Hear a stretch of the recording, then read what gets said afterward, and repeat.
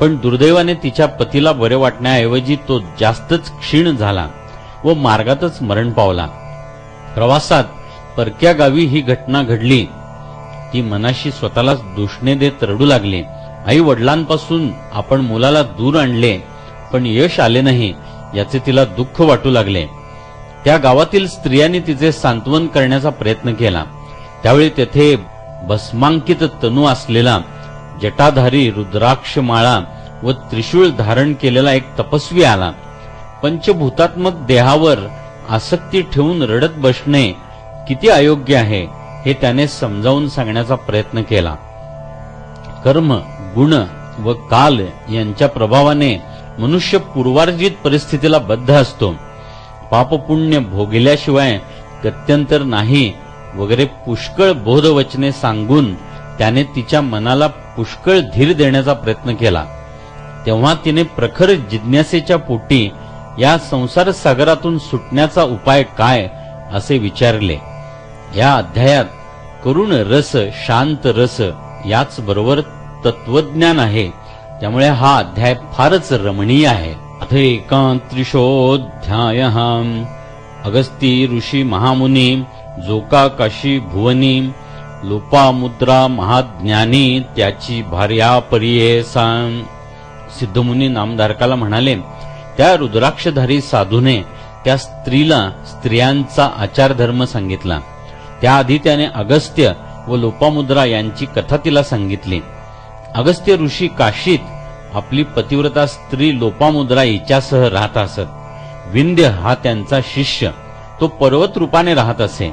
नारदांनी विंध्य पर्वताची खूप स्तुती केली, पण असे म्हटले की हे विंध्या, मेरू पर्वता इतका तू उंच नाहीस. तू उंच असतास तर किती सुंदर दिसला असतास. त्यामुळे विंध्य ईर्षेने उंच होऊ लागला. तो एवढा की दक्षिणेकडे अंधार पसरला.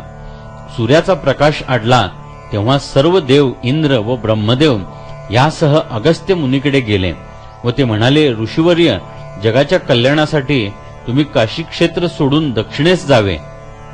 त्यावेळी बृहस्पती, इंद्रादी देव यांनी लोपामुद्रेची व्रतीपणाबद्दल प्रशंसा केली. तिच्याकडून त्यांनी पतिव्रता स्त्रियांचा धर्म समजावून घेतला. हा या अध्यायातील महत्वाचा भाग मानला जातो. श्री द्वांत्रिशोऽध्यायः. अगस्त मुनींच्या आश्रमात बृहस्पतीचे देवांना व अर्थात मानव मात्राच्या हिताच्या दृष्टीने विधवा स्त्रियांचे आदर्श आचरण सांगितले. तपस्व्याने हे सर्व दत्त ब्राह्मणाच्या विधवा स्त्रीला सांगितले व सती जावे की वैधव्यात प्रतस्थ राहावे हे तिनेच ठरवावे असे सांगितले. तिने सती जाण्याचे ठरविले होते. त्याप्रमाणे त्या तपस्व्याने तिच्या कपाळी भस्म लावले व काही सूचना देऊन तो निघून गेला. ती स्त्री सर्व अलंकार धारण करून लोकांच्या मदतीने पतीचे शव घेऊन नदीकाठी गेली. त्या तरुण स्त्रीचा सती जाण्याचा निर्धार ऐकताच तिच्या दर्शनाला पुष्कळ लोक जमले. अग्निकुंड पेटवून तिने सती जाण्याची तयारी केली. तपस्व्याने सांगितले त्याप्रमाणे तिने 2 रुद्राक्ष आपल्या गळ्यात बांधली. 2 पतीच्या कानांना ब्राह्मणांचा आशीर्वाद घेऊन ती संगमावर श्री गुरूंच्या दर्शनाला गेली. त्यांनी तिला अचानक अखंड सौभाग्यवती भव, अष्टपुत्रा सौभाग्यवती भव असा आशीर्वाद दिला. सती जाणाऱ्या स्त्रीला या आशीर्वादाचा काय उपयोग अशी शंका लोकांनी प्रकट केली. तेव्हा श्री गुरूंनी त्या पतीचे दत्त ब्राह्मणाचे प्रेत आपल्यासमोर आणण्यास सांगितले. तोपर्यंत 4 ब्राह्मणांनी रुद्र सूक्त पठण करून गुरूंच्या चरणावर अभिषेक केला व ते तीर्थ जपून ठेवले. ते तीर्थ या प्रेताच्या सर्वांगावर शिंपडा असे सांगून श्री गुरूंनी तसे करवून त्या दत्ताला पुन्हा जिवंत केले. सर्व लोकांनी गुरूंचा जय जयकार केला. सर्वांना आश्चर्य वाटले, हे कसे शक्य झाले. श्री गुरूंनी त्या तरुण दत्ताच्या पुढील जन्मातील 30 वर्षाचे आयुष्य विधात्याकडून मागून या जन्मात त्याला दिले होते. अथ श्री त्रयस्त्रीशतमोऽध्यायः. नमुनी समस्त द्विजासी उभी ठेली अग्निकुंडासी उडी घातली वेगेसी अभिनव जाहले तैवेळी. या अध्यायात त्रिपुंड धारण व रुद्राक्ष धारण करण्याचे महात्म्य वर्णन करून सांगितले आहे. श्री गुरुसह दत्त व त्याची पत्नी मठात गेल्यावर त्या स्त्रीने वाटेत आपल्याला एक तपस्वी भेटला व त्याने धर्माचरणाचा उपदेश केला. तो वृत्तांत त्यांना सांगितला. तेव्हा ते म्हणाले, मीच तेथे आलो होतो. रुद्राक्ष धारण करण्याचा महिमा फार आहे. मी तुम्हाला एक गोष्ट सांगतो. काश्मीरचा राजा भद्रसेन याचा पुत्र सुधर्मा व त्याच्या मंत्र्याचा पुत्र तारक हे दोघे घनिष्ठ मित्र होते. त्यांना सोने, रत्ने, मोती वगैरे भूषणे व इतरही दामडोल आवडत नसे. मात्र ते रुद्राक्षच धारण करीत. राजाकडे एकदा पराशर ऋषी आले. त्यांना राजाने याचे कारण विचारले. पराशरांना त्या मुलांचा पूर्वजन्म माहीत होता, कारण ते अंतर्ज्ञानी होते. ते म्हणाले, नंदीग्रामात एक श्रीमंत व सुंदर वेश्या होती, पण ती निष्ठावंत शिवभक्त होती. तिने एक कोंबडा व माकड पाळले होते. त्यांच्या अंगावरही रुद्राक्ष बांधले होते. एकदा एक शिवव्रती नावाचा व्यापारी तिच्याकडे आला. त्याच्याजवळ एक रत्नजडित स्फटिक लिंग होते.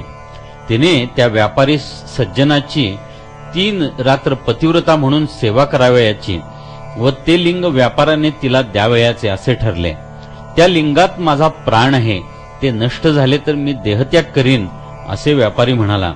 तिने ते लिंग जपून ठेवले. पण शिवलीलाच विचित्र. तेथे अचानक आग लागली. लिंग तर भस्मसात झाले. ती पतिव्रता धर्माप्रमाणे पतीबरोबर अग्नीत प्रवेश करण्यास तयार झाली. तेव्हा शिवव्रतीच्या ठिकाणी साक्षात शंकर प्रकट झाले व तिला त्यांनी शिवलोकी नेले. भद्रसेन मुलगे म्हणजे माकड व कोंबडा. पूर्वजन्मीच्या रुद्राक्ष धारणामुळे त्यांना राजवैभव मिळाले. श्री चतुस्त्रिशोऽध्यायः. पूर्वजन्मी अज्ञानेसी रुद्राक्ष बांधिले तिने वेशी, त्या पुण्ये 80 प्राप्त झाली स्वामियान. सिद्ध नामधारकाला गाणगापुरातील घटना सांगत होते. श्री सद्गुरु दत्त व त्याची पत्नी यांना कथा पुढे सांगू लागले.